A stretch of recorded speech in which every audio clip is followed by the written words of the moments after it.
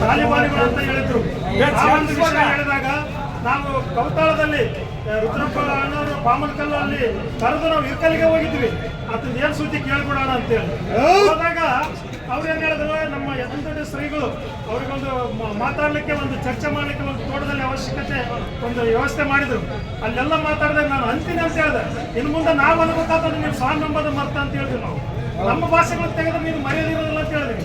ಆದ್ರೂ ಕೂಡ ಮತ್ತೆ ನಾಯಿ ಮತ್ತೆ ಬಗಳಿದೆ. ಈಗ ಆ ನಾಯಿಗೆ ಇನ್ನು ಮುಂದೆ ಕರ್ನಾಟಕ ಬಂದ ಚಪ್ಪಲಿ ಪೂಜೆ ಮಾಡ್ಬೇಕು. ನಾವು ಚಪ್ಪಲಿ ಹೊಡಿತೇವೆ ಅಂತ ಹೇಳೋದಲ್ಲ, ನಾವೇ ಚಪ್ಪಲಿ ತಗೊಂಡು ಹೋಗಿ ಬಿಡೋಣ. ಇನ್ನೊಂದ್ಸಲ ನಾವು ಯಾವುದಕ್ಕೂ ಅಂಜೋರಲ್ಲ. ಬಸವಾಭಿಮಾನಿಗಳು ಈಗ ಬಸವ ನಡೀತಕ್ಕಂಥ ಏನು ಈ ಯಾತ್ರೆ ನಡೆದಿದ್ದಲ್ಲ ನಮ್ಮ ಹೋರಾಟ, ಆ ಹೋರಾಟಕ್ಕೆ ಎಲ್ಲ ಒಂದು ಸನಾತನಿಗಳಿಗೆ ಚಳಿಜರ ಬಂದ್ಬಿಟ್ಟಿದೆ. ಆ ಚಳಿಜರಕ್ಕೆ ತಡ್ಕಲಾರ್ದೆ ನಮ್ಗ ಇಂಥ ನಾಯಿಗಳನ್ನ ಚೂಬಿಟ್ಟಾರ. ಇದೆಲ್ಲ ಬಿಸ್ಕೆಟ್ ನಾಯಿ. ಇದು ಅದು ರೊಕ್ಕ ಹಾಕ್ತಾರೆ, ಇದು ಬಂದು ಬಗಳ್ತದೆ. ಅಂತ ಬಗಳುವಂತ ನಾಯಿಗೆ ನಾವು ಯಾರು ಅಂಜೋದಿಲ್ಲ.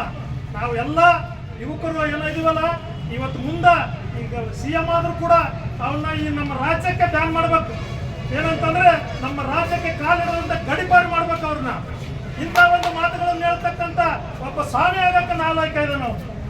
ಯಾಕಂದ್ರೆ ಒಬ್ಬ ಸ್ವಾಮಿಗಳು ಇವತ್ತು ಮಠಾಧೀಶರು ಇಡೀ ಒಂದು ತಿಂಗಳ ನಾವು ಕೂಡ ಇವತ್ತು ತಿರುಗಾಡಕ್ಕಾಗಿಲ್ಲ. ಅಂತ ಇಳಿ ವಯಸ್ಸಿನಲ್ಲಿ ಹೋರಾಡಿದಂಥ ಸ್ವಾಮಿಗಳು ಇವತ್ತು ಅಂಥವ್ರ ಬಗ್ಗೆ ಮಾತಾಡ್ತಾನಂದ್ರೆ ಅವ್ರ ಪಾದದ ಧೂಳಿಗೆ ಸಮ ಇಲ್ಲ. ಯಾಕಂದ್ರೆ ಈ ಸಿದ್ದೇಶ್ವರ ಮಠ ಅಂದ್ರೆ ನಮ್ಮ ಬಸವ ತತ್ವ ಮಠ. ಒಂದು ದಿನ ಈ ಬಿಟ್ಟಗಳಾರ್ದ ಒಂದು ಕುಂಕುಮ ಚಿಗಂಡ ತಿರುಗಾಡ್ತಾನೆ ಮಂಗಳ ಮೂರ್ತಿ ಹಂಗ.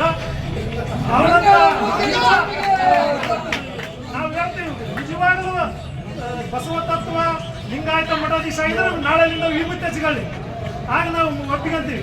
ಅಂತ ಒಂದು ಮಾತುಗಳನ್ನು ಹೇಳಿ ಇಂಥ ಮಠಾಧೀಶರಿಗೆ ಮತ್ತು ನಮ್ಮ ಬಸವಾನುಯಾಯಿಗಳಿಗೆ ಏನು ಮುಂದೆ ಯಾರಾದರೂ ಅವಹೇಳನ ಮಾಡಿದ್ರೆ ನಾವು ಬೃಹತ್ತಾದ ಹೋರಾಟವನ್ನು ಮಾಡುತ್ತೇವೆ.